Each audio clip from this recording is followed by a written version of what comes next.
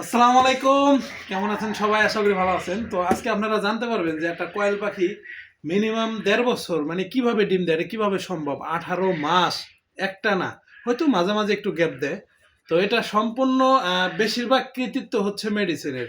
তো মেডিসিনটা হচ্ছে আমি দেখাবো, এই যে দেখেন স্কোয়ারের মাল, অল্প কিছু মাল, এখানে প্রায় ৩,৫০০ টাকার ওষুধ।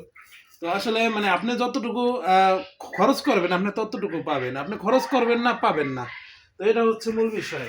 আর একটা কোয়েল পাখি যদি আপনি বাইরে থাকে তাহলে ওরা হয়তো মাসে ২টা ৪টা ডিম দেয়, আর এখানে মাসে মিনিমাম ২৫ থেকে ২৬টা ডিম দেয়। তো এটার মূল কারণ হচ্ছে আমরা মেডিসিন দিই, অত্যাধিক মেডিসিন।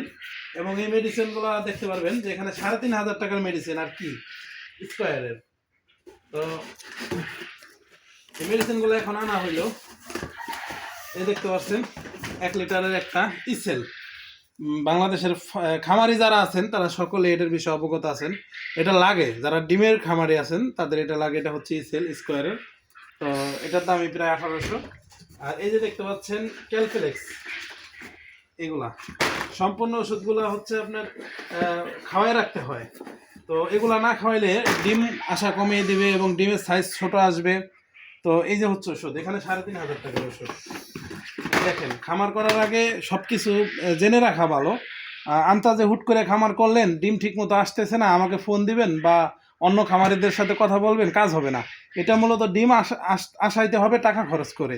তো এটাই হচ্ছে মূল আজকের ভিডিও দেখানোর উদ্দেশ্য।